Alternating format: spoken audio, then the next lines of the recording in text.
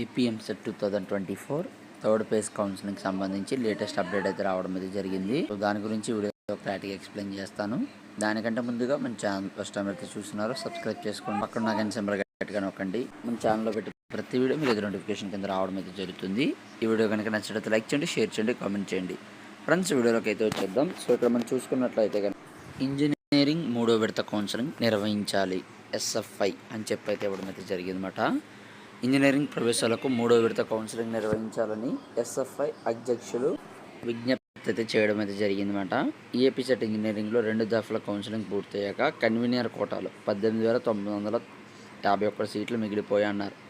విద్యార్థులు 3వ విడత కౌన్సిలింగ్ కోసం ఎదురు చూస్తున్నారని ప్రభుత్వం వెంటనే స్పందించి మిగిలిన సీట్లకు ప్రత్యేక కౌన్సిలింగ్ చేపట్టాలని అయితే కోరడం అయితే జరిగిందన్నమాట. సో ఇది పేపర్లో వేయడం జరిగింది కాబట్టి థర్డ్ ఫేజ్ కౌన్సిలింగ్ గురించి ప్రభుత్వం ఏదో ఒక నిర్ణయం తీసుకోవడం అయితే జరుగుతుందన్నమాట. తీసుకున్న వెంటనే మనకైతే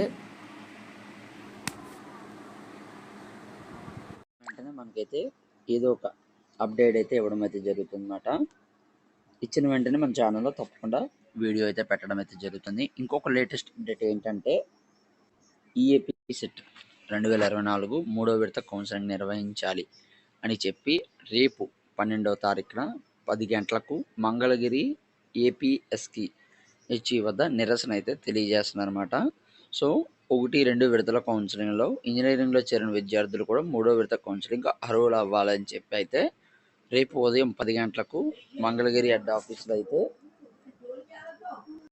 ఎవరికైనా పాల్గొనాలన్నట్లయితే కనుక మరిన్ని డీటెయిల్స్ కావాలనుకున్నట్లయితే కనుక ఇక్కడ కింద మనకి ఆంధ్రప్రదేశ్ రాష్ట్ర కమిటీ అని చెప్పి 2 ఫోన్ నెంబర్స్ అయితే ఇవ్వడం అయితే జరిగిందన్నమాట. ఈ ఫోన్ నెంబర్స్కి అయితే మీరైతే కాల్ చేసి మీరైతే అక్కడికి చేరాలనుకున్నట్లయితే కనుక ఎక్కడికి చేరాలో సార్ మీకైతే డీటెయిల్స్ అనేది ఇవ్వడం అయితే జరుగుతుందన్నమాట. రేపు కరెక్ట్గా 10 గంటలకైతే నిరసన అయితే తెలియజేస్తామని చెప్పడం అయితే జరిగింది.